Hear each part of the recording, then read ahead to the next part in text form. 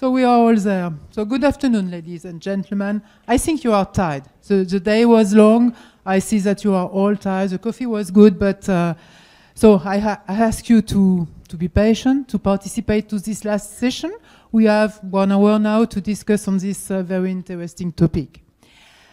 So thank you. I want first to thank the INFF to invite the French Agency of Development, that's the Public Development Bank of France, that I represent today, to moderate this last session of the day. I heard during the coffee break that you had a very interesting day today. There is a lot of debates, a lot of ideas coming. So I hope this final session will be the same thing. So the objective of this last session is to highlight the importance of the integration of sustainable development goals in aligning and channeling private financing flows towards sustainable development. So what does it mean, aligning and channeling? We'll speak of that. I'm not an expert of SDG financing, but more on biodiversity financing. But more or less, you know, the issues are the same. Public funding is not in-house or will not be in-house to finance all this evolution, all the transitions that are needed for biodiversity, for climate, and finally for SDG finance. And we hear that everywhere. The private sector is expected to play its role, and an important role. But is that realistic? How to push it? How to support, above all, this private financial sector to do that? And we always hear that there is a gap in the finance. But you know, when we look at the global investment figures, and I will give you figures that my economic colleagues in IFD gave. I hope you had the same today. It's always complicated when you were not here at the beginning. But they told me that $20 trillion per year is invested in investments, and all of that in the developing countries. And even if the figures are not exact, that's more or less the idea.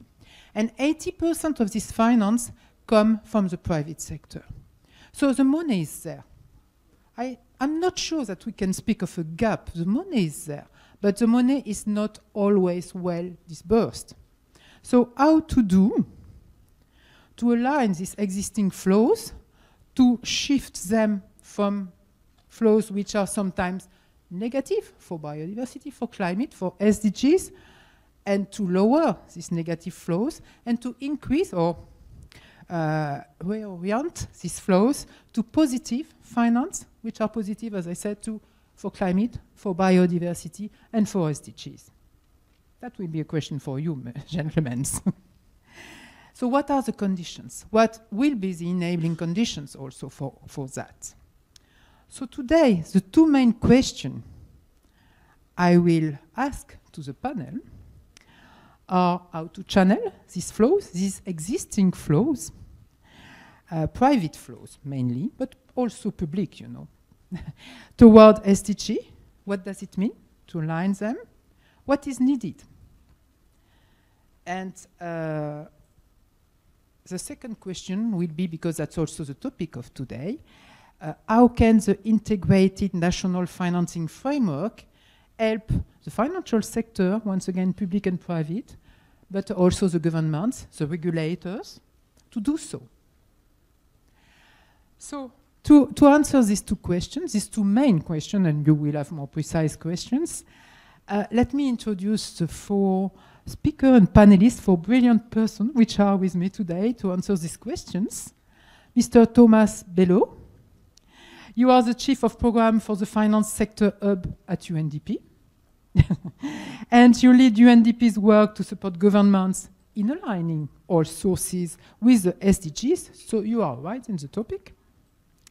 You are also a member, if I read well, of the G20 Sustainable Finance Working Group.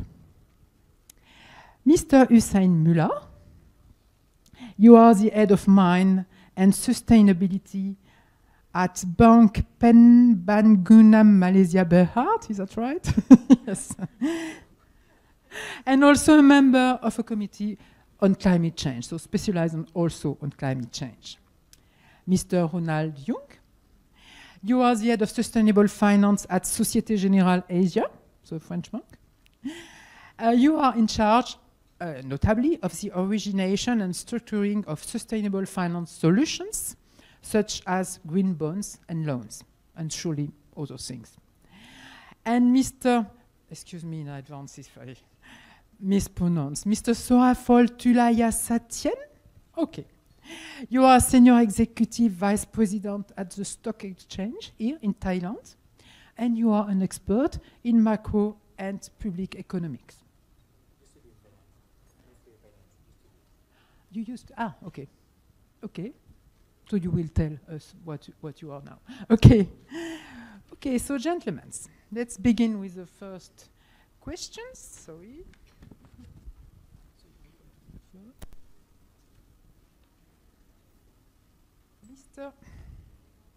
We change a bit the order. Mr. Müller,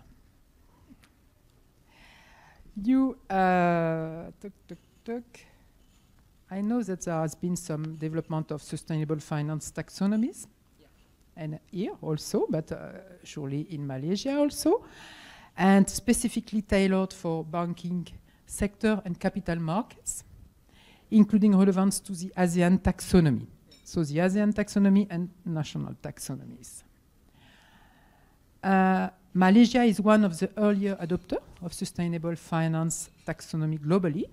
Could you please share with the Assembly your experience on how financial institutions like yours are implementing the taxonomy and how it transforms the way you do business? And perhaps also, what were your main challenges in applying this taxonomy? Because it's never easy. Thank you. Thank you very much for the question. And thank you very much for UNDP and the organizer for inviting BPMB or Bank Pembangunan Malaysia Berhad to be part of this session. So the question is about taxonomy. I will not touch much on the other two taxonomy, which is the SRI for the capital market or sustainable responsible taxonomy.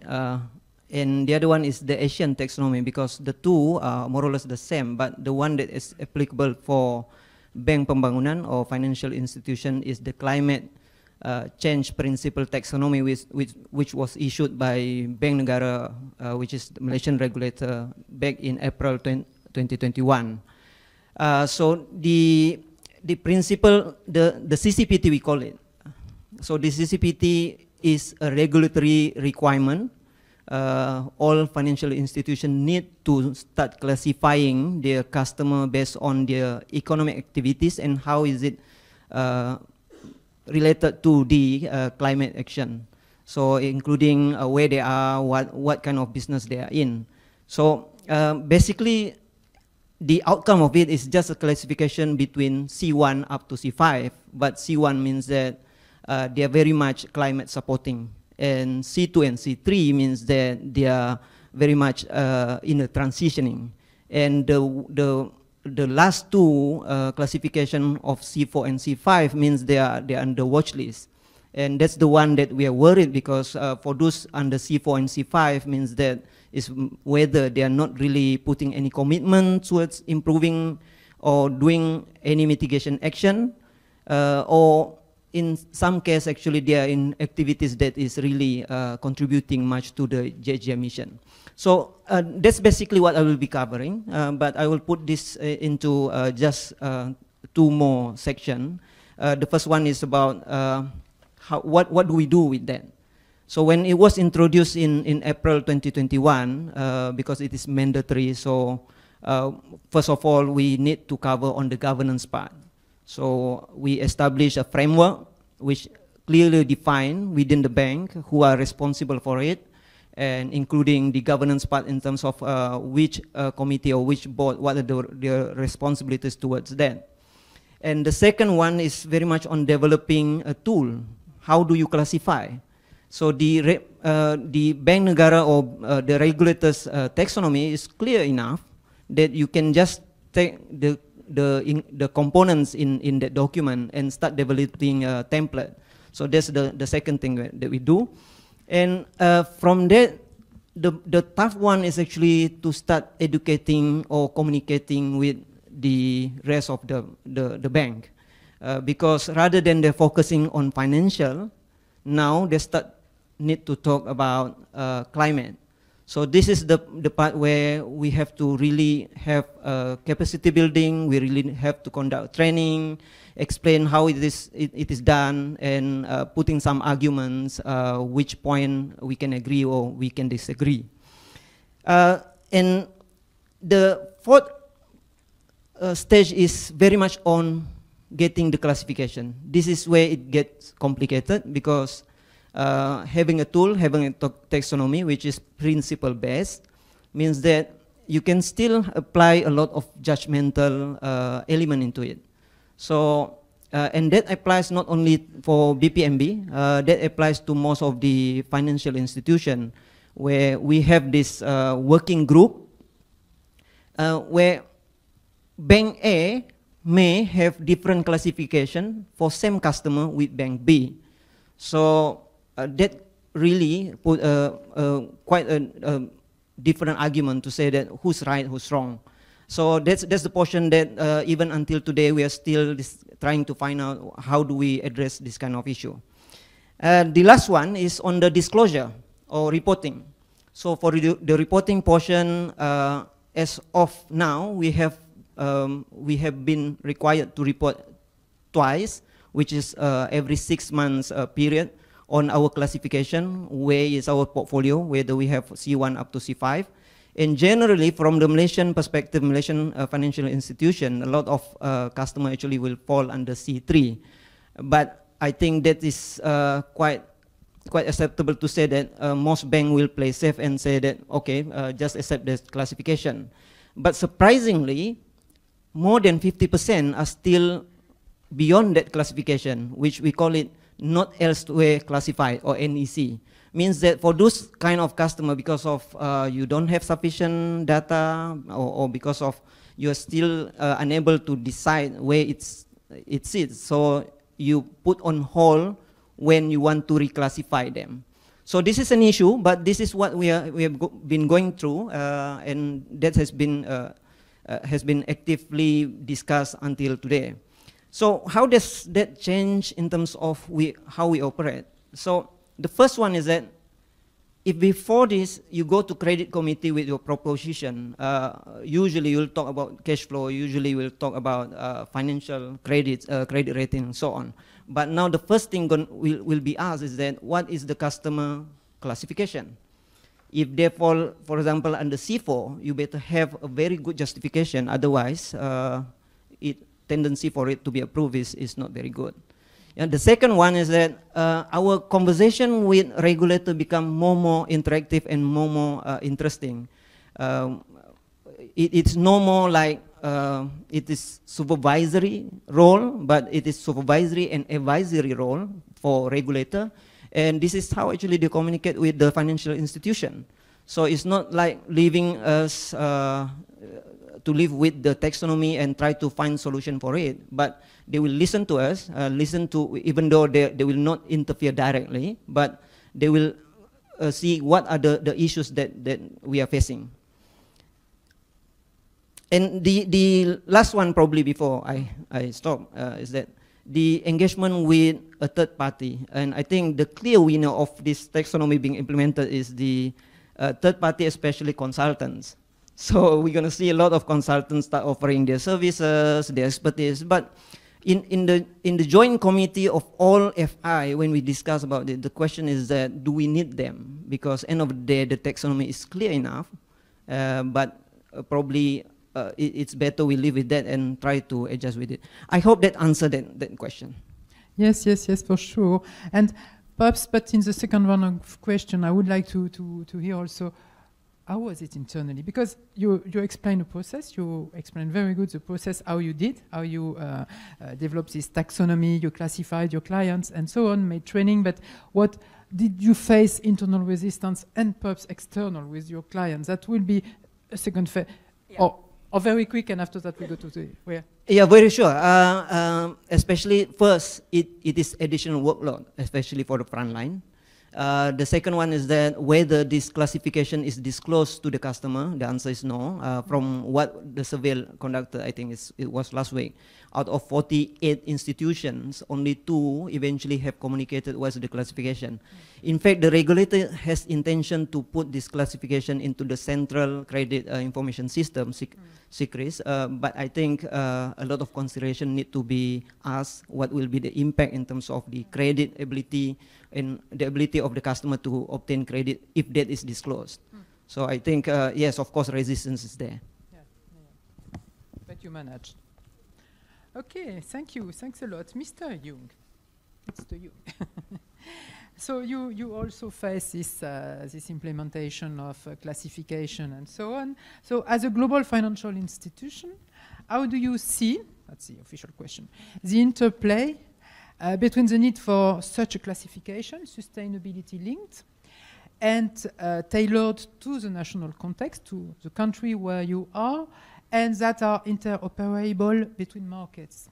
So, and second question, how does your bank ensure that the assets you are managing is making positive impact on the SDGs? So classification, implementation, and measurement of impact. Big question. Okay. Sure, happy to answer the question. So thanks a lot for inviting me and SocGen to this conference. So it's a great pleasure to be here with everyone today.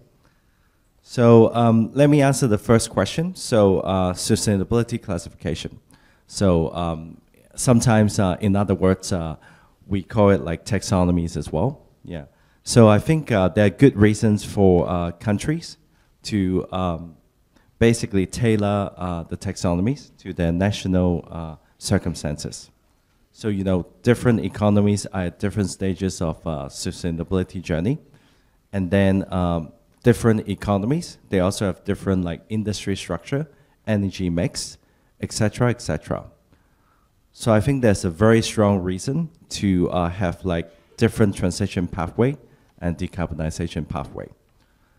So I think this is actually very understandable for countries to have like a taxonomy that would tailor to their national pathway. In terms of interoperability, this is actually very, very important, and it should be encouraged if possible. Why is that? Because taking like what I do as an example, so I work for a French bank, so I'm based in Hong Kong, and then we do projects, we make investment around Asia. So like given the involvement in so many countries, I think you can imagine the flow of capital. So like from Europe to Asia, and from Asia, from Hong Kong, our headquarters, to the rest of Asia, and then repayment would go the other way. So cross-border capital flows is actually expected, and we cannot avoid that. And the other point is like sustainable finance is essential to ensure transition to a more sustainable future. And we don't want to limit that to just domestic capital funding domestic projects, because in that case, it will be too limiting, and then it would actually stop, I wouldn't say stop, but it would actually slow down the funding of the sustainable finance projects. So in that case, I think it's very important, like if I'm foreign investors, it's very important my foreign exposure in green projects is recognized under the local taxonomies. So basically, if I finance something green in the foreign countries, I want it to be tech green domestically, internally, as well as externally, if regulator requires.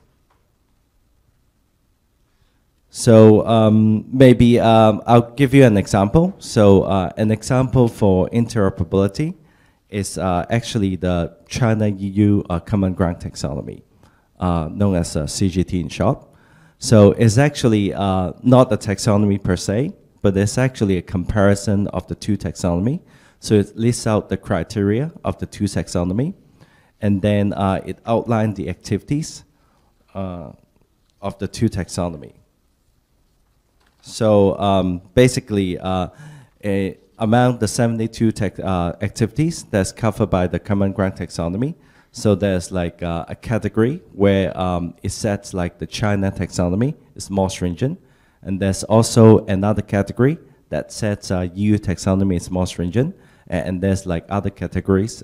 For example, like there's a significant overlap. So let's say if I'm an EU investor, if I invest in China projects, if the Chinese projects is actually meeting Chinese taxonomy, and if it's in a category where China taxonomy is more stringent, so at least I know to a certain extent the green credential of that project, how does that at least is partly satisfy the EU taxonomy.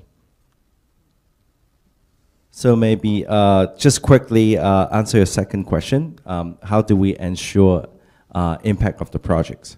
So at SocGen, we have set a firm target to meet, to support sustainable finance for 300 billion euro between the year 2022 and 2025.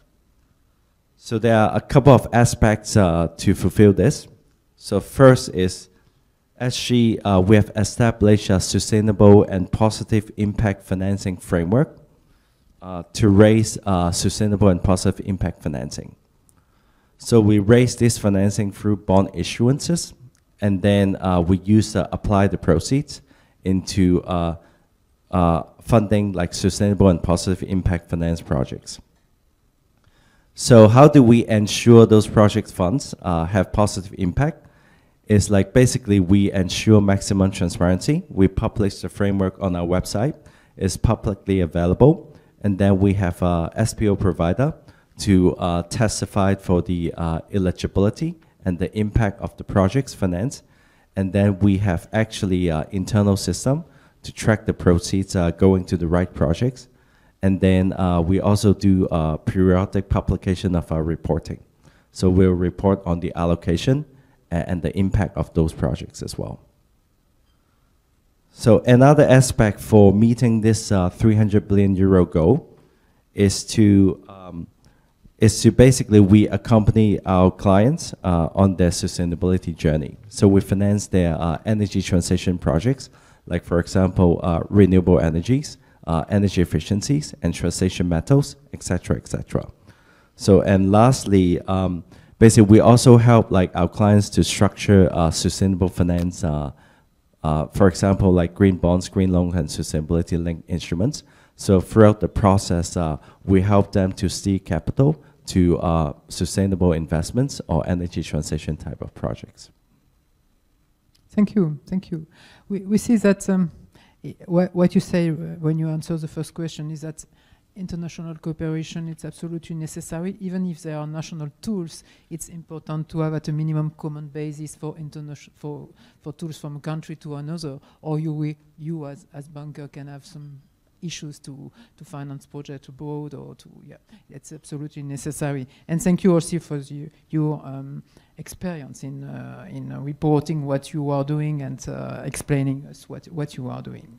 So I come to you, Mr. Tulaya Satyan, on another topic. After this classification, taxonomy, the way to measure and report, now I don't know, but surely people know that Thailand has been one of the pioneers in sustainable financing landscape, starting from thematic bond issuance, so a new approach, to the development of sustainability index among the listed companies. Now you are transitioning from ESG compliance to SDG impact integration, so another topic. Can you please explain the rationale for this transition from ESG to SDG? I think there's a lot of acronym for sustainability. That's a big, the biggest one, of course, is SDG. It's by the UN, right? But from the investment community, we usually use the word ESG.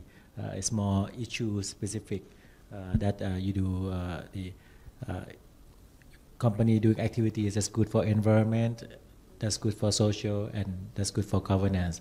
But nonetheless, there's the need to map between the two, because we want to see that the investment community, how we contribute back to more broader picture. So what we do is that in addition to the data, the disclosure, and all this taxonomy, at the Stock Exchange of Thailand, we do a compilation every year of all the activity that listed company do. How much it translates to carbon, how much it translates to waste reduction, how much it translates to more job or more equal gender, and those things. And those things is also mapped to the SDG. So it provides a more aggregate picture of not only company by company, but the whole listed companies in aggregate, and it mapped to the SDG as a whole. Different companies have different focus, of course, right? Some may be focusing on environment, some may be focusing on social issues. But in aggregate, this report that we have done for the second year, you can see the trend as an aggregate.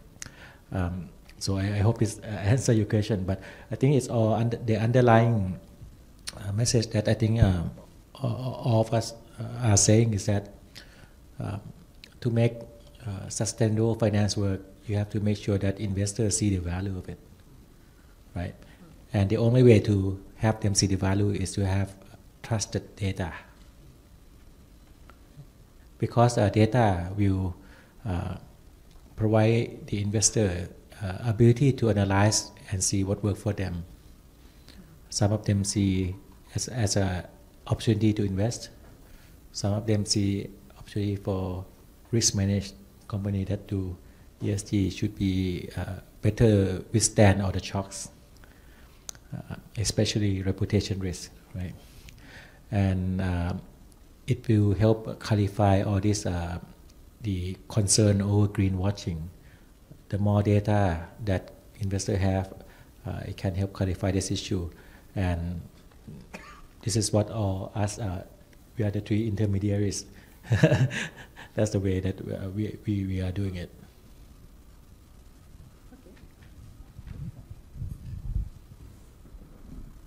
Thank you. So we saw some example here of what is needed, or part of what is needed in order to help to align these financial flows with the SDGs, as it was said during the introduction, as classification, taxonomy, way to measure the results, but also the need of data, the need to convince internally, the need also to speak with the client, the need to train the staff, but perhaps also to support the client, as you said. So, Mr. Bello, could you please give us your reflection on the global and regional process, and how to perhaps finally come to this idea of aligning, and what do you think about that?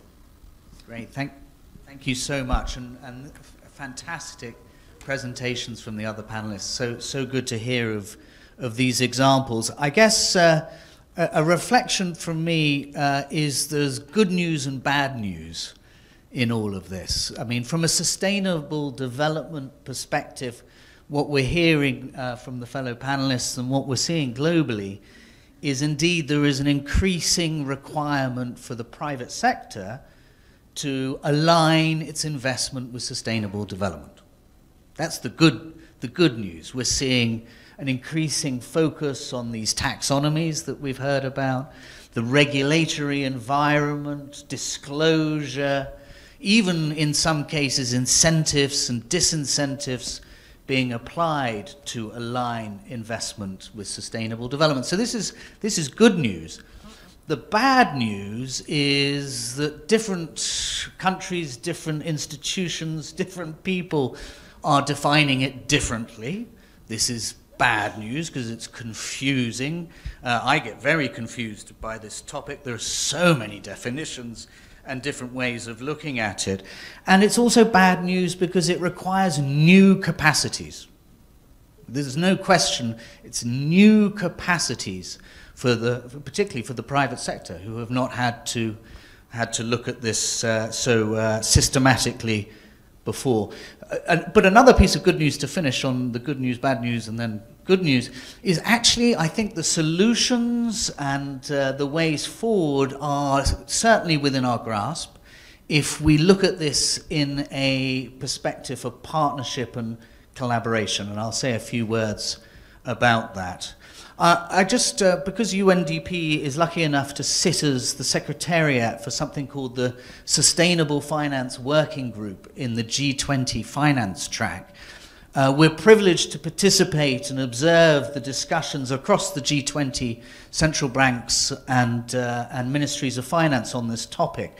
And again, since the presidencies, actually in this region, of Indonesia and now of India, we're seeing a really strong focus on this word, interoperability. And just to break that down a bit, it's different to harmonization.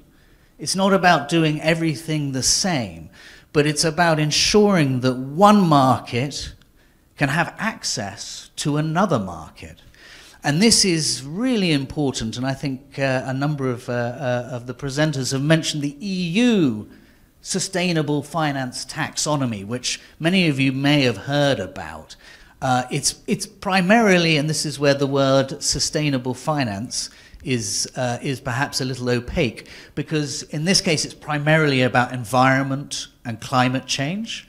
But this sustainable finance taxonomy has implications for developing economies accessing the European market. And it has implications for European finance institutions in channeling investment to developing economy markets if those markets are not interoperable in terms of their definitions of sustainability. So it's a really important term, and one that the G20 is in particular looking at. I should say also in this region, APEC, there is, under the auspices of APEC, the Sustainable Development Finance Network. And that also is looking at the coherence of taxonomies and classifications in the APEC region. Even in ASEAN as well, there is yet another taxonomy process, which currently is looking at the principles of taxonomies. I think all of this shows you that there is a huge attention to the topic, but also shows you that there are multiple processes, multiple definitions, and that these are challenging, particularly for developing economies. I'll finish by just saying how I think that the integrated national financing frameworks, which we're talking about today and also tomorrow, provide a really important vehicle for us navigating through this confusion that potentially is in front of us. I think first is the principle that these integrated national financing frameworks are country-led, and undoubtedly sustainable finance taxonomies are sovereign.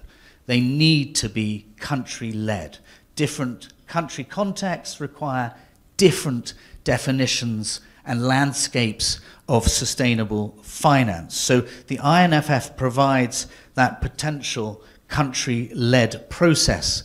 But it's also, again, multi-stakeholder. And I think this, of all topics, is one that requires not just central banks, ministries of finance, regulators, private sector enterprise, funds, stock exchange, but also different parts of government and citizenry to understand what this means for the accountability of the private sector. And again, I think the integrated national financing frameworks provide a great opportunity.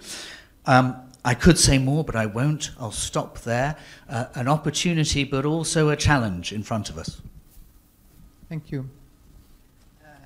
Thank you for this, not conclusion, but element of discussion on this first part of the panel. So good news, bad news, opportunities, challenges on how to align the finance with the Sustainable Development Goals, need of common work, need of partnership, what you just said, and you mentioned some of them.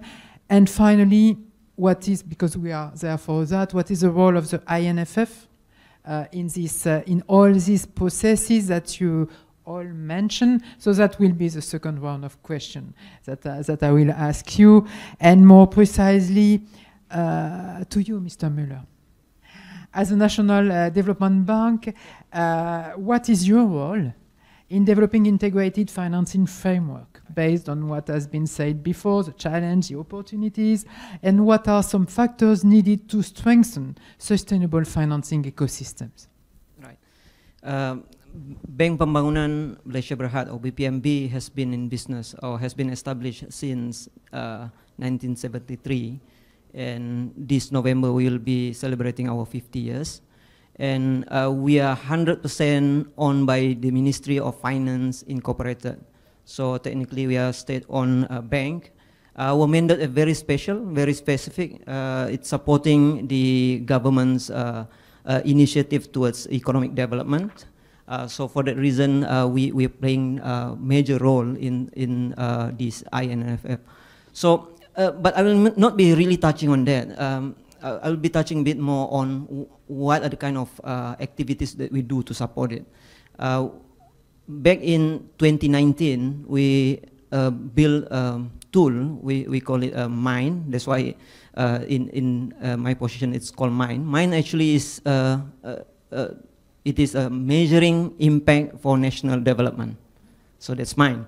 But behind it is actually talking about sustainability.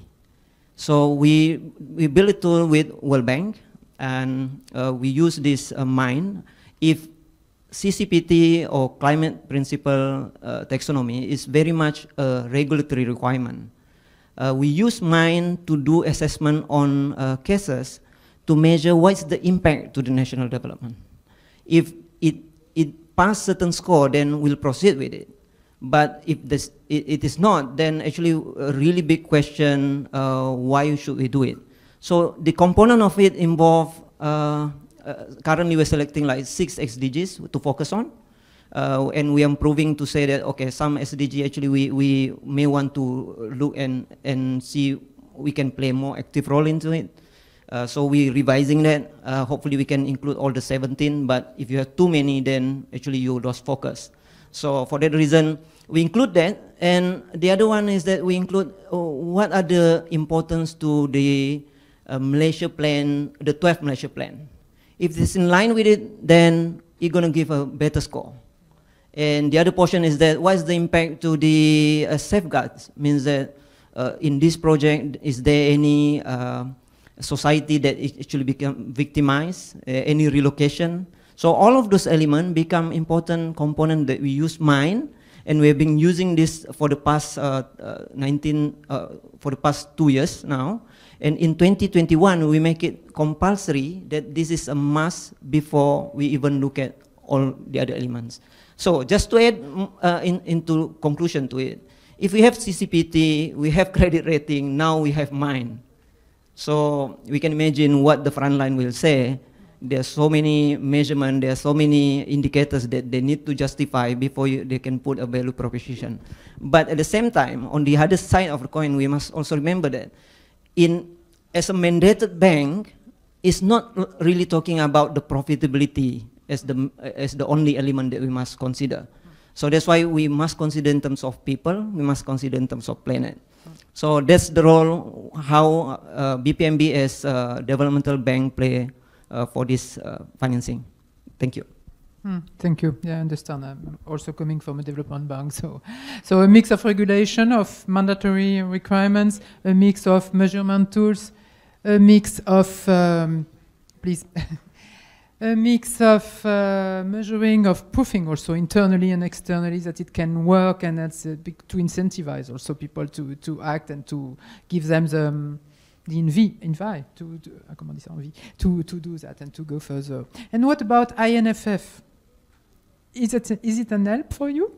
Just very quick also. Yeah, for the INFF, we have to collaborate with especially from the Minister of Finance side, so where we can play our role. Of course, from the developmental financial institution, we would like to participate and play active role into it. Okay, thanks. So, Mr. Jung, it's your turn. You explain us what you do and what you to measure just before, and I would like to know now what are the factors that are critical in increasing the allocation of a portfolio of a large global financial institution like yours into sustainable investments? You more or less spoke of that before, but perhaps to go further. And what are the potential action and steps that regulators, as well as the company, need to take? How can INFF provide a platform to advance these steps? How can they help you? Yeah, I would say one of the key factors is the availability of information. So, you know, as a banker, I've often come across with like business seeking capital. And I've also always come across with investor seeking good business to invest in. So for example, like many impact projects, they're relatively small and early stage, and they're seeking early stage capital to help them to prove the concept, go through the pilot stage, and then scale up the business. And then so after they do that, they can actually prove the business plan and prove bankability to senior lenders. But a lot of times, basically, what we found out is like they don't know where to get that kind of capital.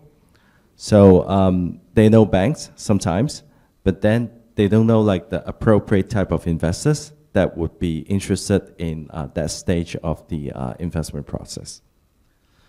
So for me, I think like if the information availability, or like basically if there's a platform that can connect those type of business with the appropriate type of investors, then I think it will be very helpful to scale up the market and also improve bankability of those businesses.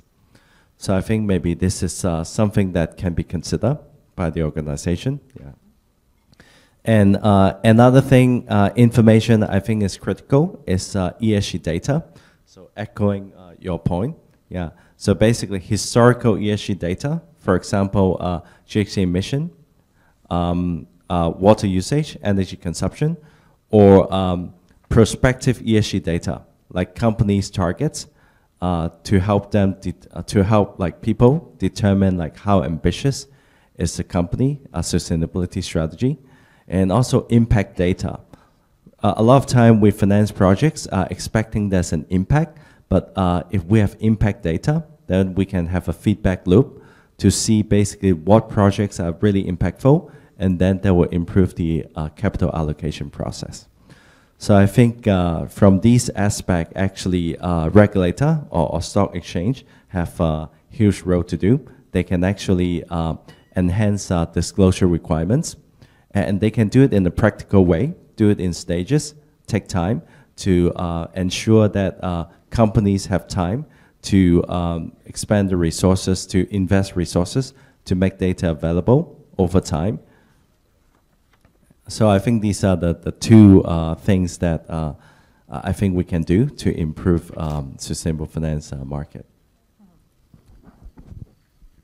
And in that sense, in providing data, in helping you to disclose and to answer to the disclosure requirement, INFF could be a good help. That's what you said. Yes.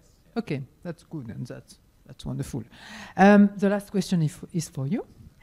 In Thailand, the government recently launched their development finance assessment as a precursor to a strengthened financing strategy for the next medium-term plan. How has the stock exchange engaged in this process? And what do you see as a key priority to further unlock sustainable investments in the Thai context? And what are your plans for developing financial instruments that enable channeling private investments into the SDGs? 3 questions. There are many challenges, and we have just touched upon the challenge of the investor. How can we make them see the value of SDG investment? But there's also other challenge on the flip side of how to have the listed company see the value of doing it, or how to do it. Many Thai companies are in the early stage of doing the ESG. They sometimes start to asking question, is it worth it to do it? If I want to do it, where should I start? That company is doing that. If following that other companies' practice, is it the best thing to do for me, or should I there are 17 goals, right? Should I pick on something that more materiality matter to me? So as a stock exchange, we are balancing a lot of the challenge. So we need to try to engage the listed company, telling them that this is good things to do. You cannot be seeking profit alone, but the people and the planet also matter. And this is how you do it. We start building community, having workshop, telling them that doing it alone is not enough, but you need to disclose what you do, measures what you do, and people now talking about impact. It's not just doing it, but what is the outcome, right? On the flip side, on the investor side, they will start asking like, does ESG investment give more alpha? I mean, that's always the questions. Even very large public fund, they start asking, my fiduciarity is to the unit holder. I need to make sure they have the return. But if the SG can add more return, or it could add to some other aspect, this is the questions.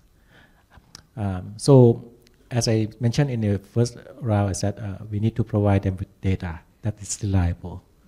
And the data need to be machine readable, because from the investor, especially the global investor, they don't read annual report. No, you cannot, right? There's 10,000. And when it need to be machine readable, that means we need to start talking about the taxonomy, or this is it a common taxonomy, but it's different country. You cannot do that. But in the end, you need to be comparable, right? And what framework should I use to analyze the investment? What rating? There are so many ratings, so many raters, right? So all this, especially for Thailand, that we are at just beginning of it, unlike France, or you are used to all this thing already. So this question need to be clarified before they venture into investment that impact investment or ESG investment.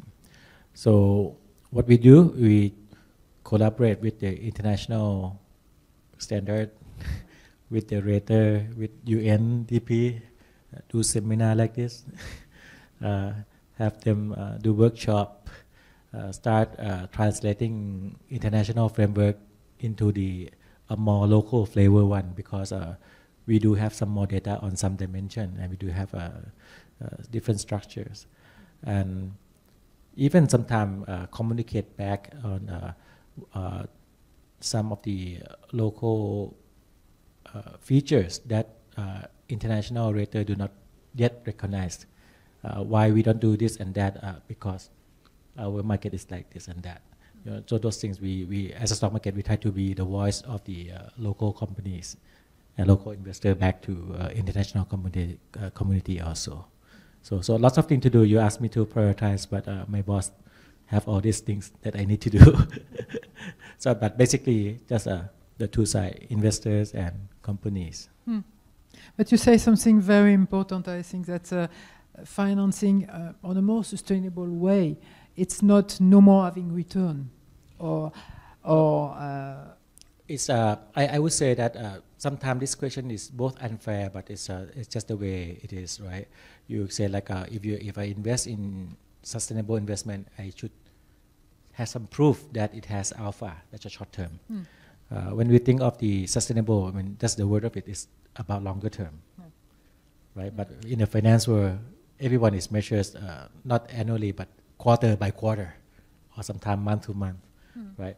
How can you balancing short and long? Before we were talking about, like in 5 or 10 years ago, people were talking about, okay, we do this because it's more like giving back to the society that we invest in this type of companies. But later on, people start to seeing this as a more of a risk management tools, right? But then during COVID, I think there has been some papers saying that company that doing ESG has a little alpha. But if you take a look at last year, it's more like Empire Strikes Back. It's like people talking about greenwashing and everything. So, but all in all, like data is important. Good quality data is important because we need to clarify away all the doubt about the greenwashing, and also some tools and some framework of thinking that allow investors, asset management company to balance short-term and the longer-term goals. That's also important. Yeah, but it's not about killing finance. It's about improving finance. It's ESG and SDG criteria to achieve that. Because that's something that not creative, but just the way to. I don't say you say that. I'm saying that because we hear that very often, and now above all with some feedback, even in the more advanced scene. Mr. Bello, do you want to say some words, or I give directly the floor to the... So, it's you now. I hope to have some... We heard very interesting... yes, okay. So, please, can you please tell who you are when you ask a question, and the panelists will answer you. Yes, thank you for the opportunity. I would like to ask Thomas. Very inspiring, your sharing. My name is Budi. I'm the Manager of Economic Development in National Secretariat of SDGs, Ministry of Development Planning. And you said there very interesting things related to the sustainable taxonomy. And actually, Indonesia, we already have the green taxonomy last year. And effort to have this is really incredible. And then we also trying hard now to transform this to become sustainable taxonomy this year, the end of this year. And of course that is a tools, but the important thing is how to change the behavior of financial institutions, especially in the banks. And related to that, to change the behavior, then related to that one, so what is the key factors? The key factors. Let's say, what is it for me for the financial institution? They will ask like that. So if we would like to transform this faster to change the behavior, even green taxonomy also quite difficult. Now we transform to sustainable taxonomy. So how we answer that to the financial institution, and what is the factor to transform that? Because you mentioned about the experience of Europe. Thank you.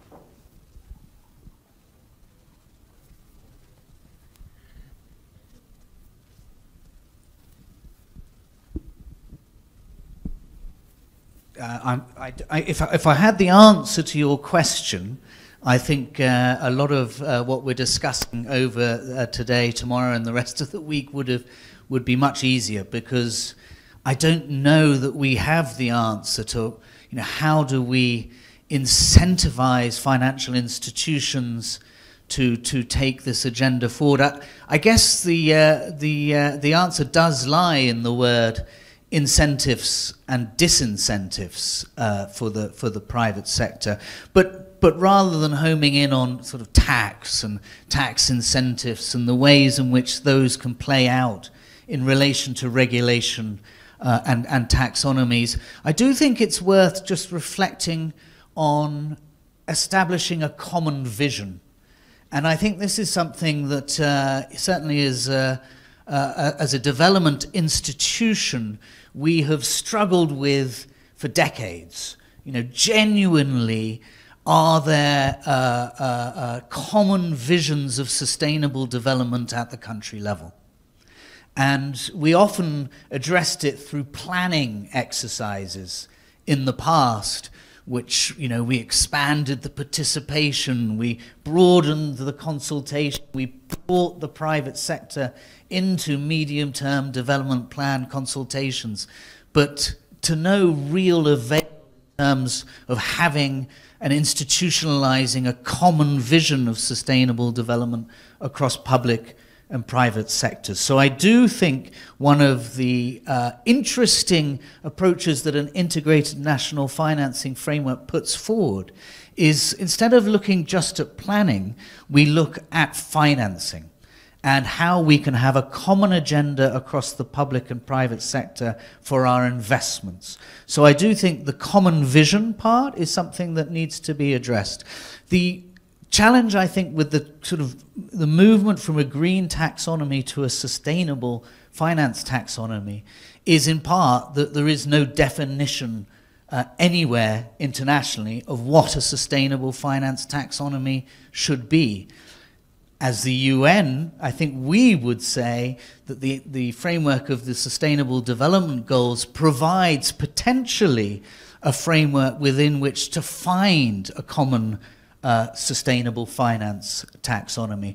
All I would say, though, is that just like in Indonesia, in the discussions in Europe, which has already established a sustainable finance taxonomy, which is environment and climate focused, there is the discussion, well, now how do we change that to include the social dimension? So I do think for any country that's looking to develop a taxonomy, it would be worth already considering not just environment and climate, but the social dimensions of a taxonomy, because it will, I think, inevitably be the case that at some point in the future you will be needing to include that from that interoperable perspective across markets. So I know I haven't answered your question, but I had a go. Can I just make one last comment, because it does relate to the question, which is, of all the areas we've discussed today, I think this is the area which really shows how development institutions and finance institutions need to work together, because a lot of what we're talking about in sustainable finance taxonomies is the bread and butter of development institutions. But development institutions don't understand the financial metrics and investment decision-making processes that the financial institutions know so well. So I do think this is a classic example of where we need to work together. Well, Mr.? No? No? Okay. Mr., please? And after this is, yeah. Oh, take it first? Sorry, I didn't see who was the first, so. Okay, thank you. So in fact, my question goes to Thomas. In fact, for the last question in the previous session, I just want to add what Thomas said. In 2018, just a $700 million balance sheet as a bank. The question was whether to look into from the incentive angle or the disincentive angle. So it was with like long discussions, we agreed that the disincentives, you know, somewhere outlays the incentive part. So we need to carve out that one of the verticals should be a sustainable bank. So as a small bank like us, we started this journey. I'm sure the biggest bank can too. Second, like on a lighter side, since it was early start, the shareholders didn't know much about it. It was the agenda looked quite exciting. And as like, you know, somewhere they lost some portion of their earnings because the sustainability vertical is more of a break-even or a cost business rather than a revenue business. Now, Thomas, again, like what you pointed out in your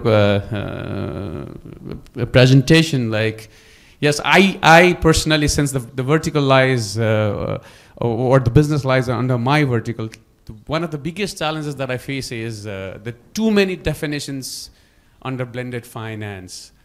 Already closed 9 DFIs, $150 million worth of debt. Pipeline, $140 million with 3 more DFIs.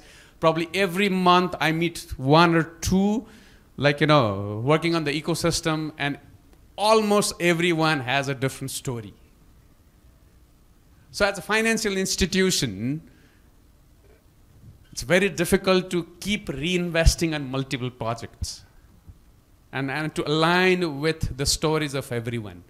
So again, as a chairman, sustainable finance hub, my sincere request, how do we bring everyone together so that as a financial institution, it's an easy way to reach out to understand, close, and in fact deliver the impacts. Perhaps concrete response from financial institutions. One of you? No? I know the question was for you, but... Okay, let me try. So, I think from us, what we see in the market is like our clients actually has been increasing consciousness in sustainable finance. So basically, in terms of the supply of projects, that's increasing. So I think some time ago, like they want to just finance one renewable energy projects, but then now basically all the clients basically they're exploring ways to decarbonize and they want to seek financing for many projects. So I think we have been seeing more and more projects. And then in terms of our capital, basically, because as the client transition, we are actually trying to accompany them at the journey as well. And as SocGen, we are also a founding bank for the Net Zero Banking Alliance. So we have committed to decarbonize our portfolio. And then, so it's actually, we are best placed to work with our clients to finance their transition projects as well. So I'm not sure if I have answered your question directly, but I think I have actually shared our experience, and then hopefully there are some commonalities. So we have two other questions in the room, and that will be the two last, yes? Question? Yeah, okay. So, Mrs.? Hi, my name is Sipapapon. I work for the Ministry of Planning and Investment of Laos. This question is very general, but might be more relevant to Thomas. Having listened to presentations since this morning, but I can feel that most of the countries have integrated the INFF into some sort of the national financing frameworks, but what I have not heard of yet is who monitors and who tracks the progress of the INFF, because it's supposed to be an integrated approach. It would be very useful for us to hear about this, because we are very close to having our financing strategy to support the 5-year National Development Plan endorsed by the Prime Minister, and this financing strategy has been developed based on the INFF model. So I would be very pleased if you could shed some light on this. Thank you.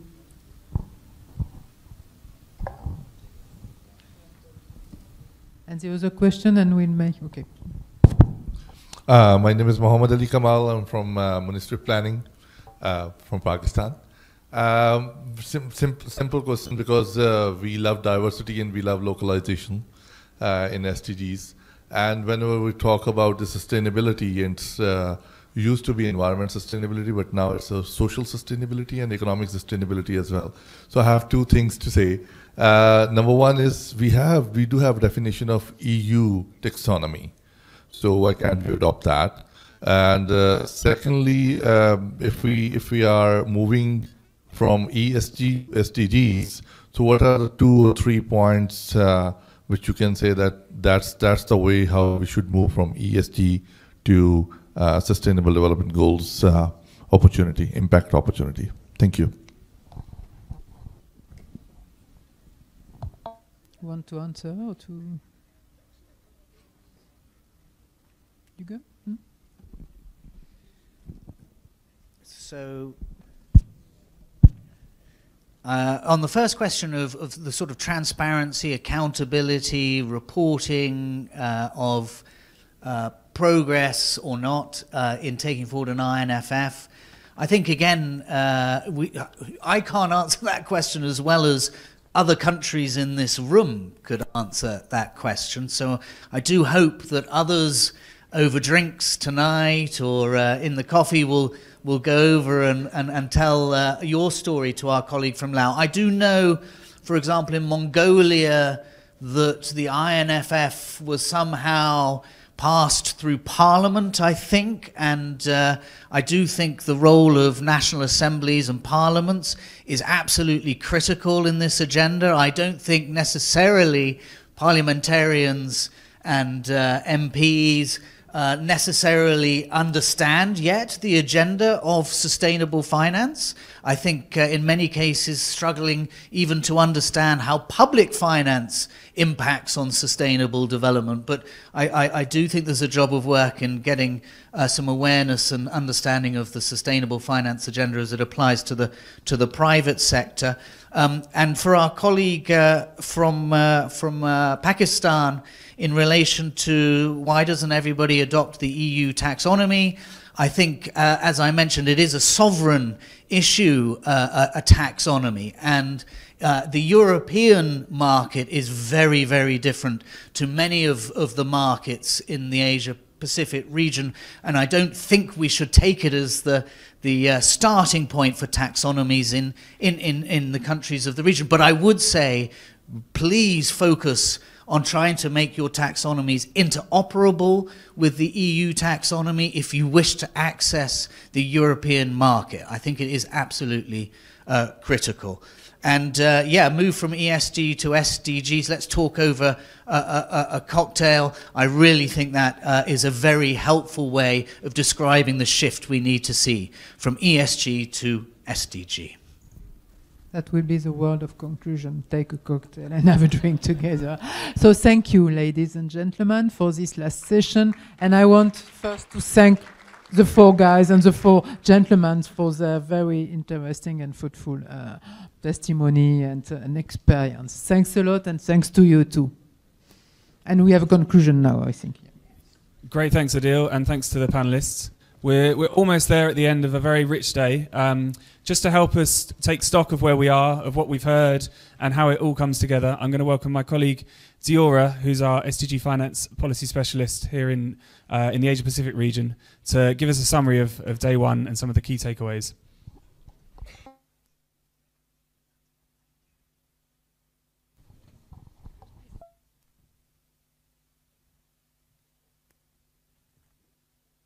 Hello?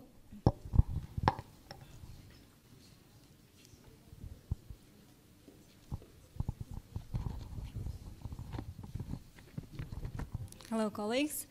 Thank you so much to all of the speakers and moderators, to all the participants for such an insightful discussion today. It was a very, very rich and insightful session. So I was asked to summarize the day, but it was such a rich discussion. It will be very difficult to do it in such a short time. Let me try. We started by talking about the INFF. Why INFF? And what are the benefits of INFF? We have heard the experience of Mongolia, of Maldives and Indonesia, where they are in the process of introducing INFF, what benefits they see from introducing it, how INFF is helping to reimagine the development finance architecture in those countries.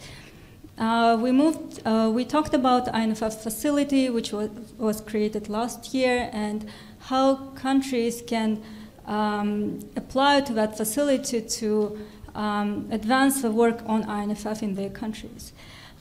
We then moved to discussing the growing role of private capital in financing sustainable development and the enabling power of INFF to facilitate this process.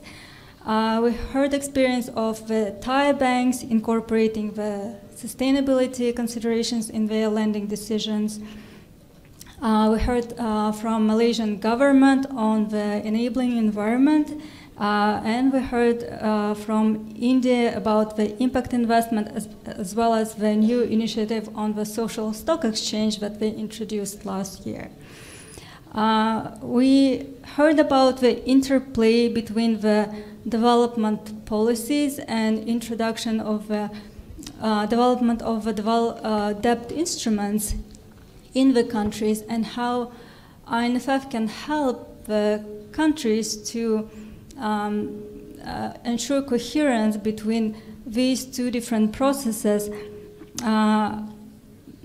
as well as how to ensure that the countries with a very different context in different situations. For instance, like Pakistan and Indonesia can equally benefit from the INFF process, no matter where they are in their development process. We heard very interesting what is called augmented approach to debt sustainability, which is opposed to the short-termistic thinking, conventional thinking about debt sustainability. It's more of a long-term thinking about it. And we heard about the orange bonds as an emerging asset class. We next covered the blended finance and experience of Indonesia and Nepal, as well as Fiji, introducing the blended finance or thinking about introducing blended finance instrument as well as the policies. And we heard that there are so many different moving pieces and many different actors participating in the blended finance process, and how INFF can actually play the role of connecting the dots and serving as a platform, bringing together different actors to build the ecosystem and build the enabling environment for blended finance. I really liked this metaphor that was mentioned, where INFF was called the steering wheel, and it is a steering wheel for the countries to move towards the development goals. And finally, we talked about the impact measurement and disclosures, and that there is an increasing focus everywhere globally, but especially in this region, to align private capital with SDGs, with sustainable development priorities. And also we heard that there are still a lot of gaps, like in terms of data, in terms of capacity, and that the countries need to think about interoperability of the taxonomies in order to attract the investors, global investors. And how the INFF can help to basically, again, serve as a platform for bringing together all these different partners working on the IMM process, impact measurement and management, to the table to discuss what needs to be this enabling environment and how it can be nationalized. Throughout the day, I think one elephant in the room was how to scale private capital. Can we scale the private capital, and what should we do in order to do that? In order to make all the, or at least most of the private capital aligned with the SDGs, aligned with sustainable development. And probably INFF cannot solve all these problems, but at least it's a very good approach, very good tool to help to do that, as it's connecting many dots, and it's connecting many actors, and help to, again, serve as a steering wheel to steer the countries toward development goals. Thank you. This is for day one, and thanks a lot for your attention and participation. Thank you, Diora. I won't stand between you and drinks for very long, but just to say a quick word about tomorrow. I think one of the themes today has been bringing together partners, and we represent in this room a very diverse range of stakeholders who all have expertise and knowledge and insights on different elements of the sustainable financing landscape. And we wanted to make sure that there was time in the agenda that we could all network and share that. And tomorrow afternoon, the marketplace is a particular time when we can do that. We've set up stalls in the room next door for each country to be able to present its experiences, some of the materials you've developed, some of the insights and experience that you have from your own country experience related to the INFF and on wider SDG financing topics. We're going to invite you to spend 20-30 minutes now next door setting up your stall ahead of tomorrow afternoon. So do please bring your reports, bring your materials ready to showcase. You'll probably also have seen on the tables there is a QR code that's appeared. Please do upload there anything that you want to share with colleagues ready for tomorrow, and you'll be able to access those just by scanning the QR code. And there's a neat one on each table which has your country's flag on it too. So do access that and upload anything that you've got to share, and we can carry on tomorrow a great discussion of networking, sharing experiences, and learning from one another. So I'll close today. We've got some drinks. If you head upstairs to the 7th floor in about 20-30 minutes, we can all continue the conversation over a cocktail. Thanks to everyone. It's been a great discussion. Thank you.